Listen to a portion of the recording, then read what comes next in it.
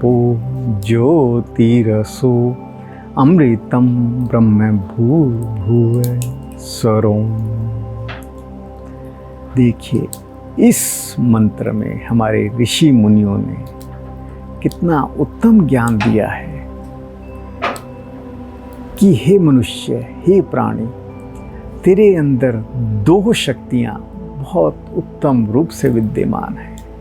एक तू ज्योतिर्मान है, तेरे अंदर असीम शक्ति है, फिजिकल और मेंटल पावर से तू भरपूर है, बहुत शक्ति है जिनको तुझे जागृत करना है। इसी तरह तेरे अंदर एक अमृत बसा हुआ है, तेरे मस्तिष्क में, तेरे न्यूरॉन्स में, तेरे ब्रेन में, तेरे मन में अमृत भरपूर है।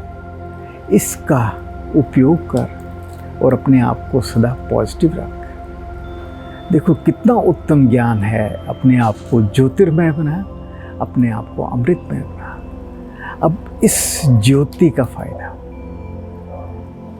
आप देखिए, जब भी कभी किसी मनुष्य को कुछ भी तकलीफ होती है, जैसे कैंसर हो जाता है, आपका पहला दिन डायग्नोज होने का कि कैंसर है, तो हम नेगेटिव होने शुरू हो जाते हैं, हम डरने लग जाते हैं। परंतु उस टाइम डरने की ज़रूरत नहीं है। वो हमें एक इंडिकेट कर रहा है कि हमारा जो अंदर का सिस्टम वो वीक हो चुका है। तभी आपको जो सेल्स हैं वो कैंसर की तरफ बढ़ रहे हैं। आप अपने सिस्टम को मजबूत करने की ज़रूरत है। उस टाइम आपको डरने की नहीं, कुछ करने की ज़रूरत है। क्या करने की ज़रूरत है? आप ये देखिए ना, क्यों हुआ आपको कैंसर? कहीं आपकी इम्यूनिटी डेफर कर गई है, इम्यूनिटी वीक हो गई है। और हमारे भारतवर्ष में तो इम्यूनिटी बढ़ाने के लिए इतने साधन हैं जिसकी आप कल्पना भी नहीं कर सकते। आयुर्वेद इसका एक सबसे उत्तम रास्ता है। आयुर्वेद कहता है कि अगर आपकी इम्यूनिटी कम हो गई है, आपके अंदर पावर कम हो गई है, तो उसको सबसे पहले आप शरीर का मेटाबॉलिज्म इम्प्रूव करो। अपने शरीर का चय अपचय जो सिस्टम है उसको इम्प्रूव करो।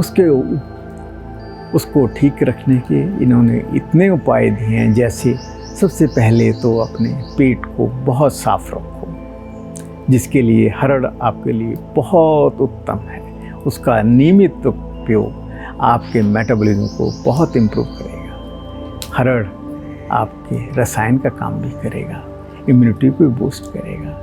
इसके अतिरिक्त हमारे पास इतना कुछ है, जैसे दालचीनी का इस्तेमाल रेगुलर, नींबू का इस्तेमाल रेगुलर, तेज फल का इस्तेमाल रेगुलर करो। इन चीज़ों के करने मात्र से आपके मेटाबॉलिज्म पे इतना प्रभाव पड़ता है कि आपका सारा शरीर शुद्ध भी हो जाता है, साफ भी हो जाता है और आपका मेटाबॉलिक सिस्टम बहुत इम्प्रूव करता है। और दूसरा उन्होंने दिया है इम्यूनिटी बूस्ट करने के लिए इम्यूनिटी बूस्टर, जो कि भरपूर है। आयुर्वेद भरा हुआ है इन चीज़ों से। आप केवल गिलोय को ले लीजिए कि हर एक को पता है, उसका नियमित इस्तेमाल। आप केवल सदाबहार को ले लीजिए, उसका नियमित इस्तेमाल। आप उटंगन को ले लीजिए, उसका नियमित इस्तेमाल। साला मिश्री का इस्तेमाल, शतावर का इस्तेमाल, मूसली का इस्तेमाल। आपके पास इतना कुछ है, इतना कुछ है। इवन सहजन का इस्तेमाल।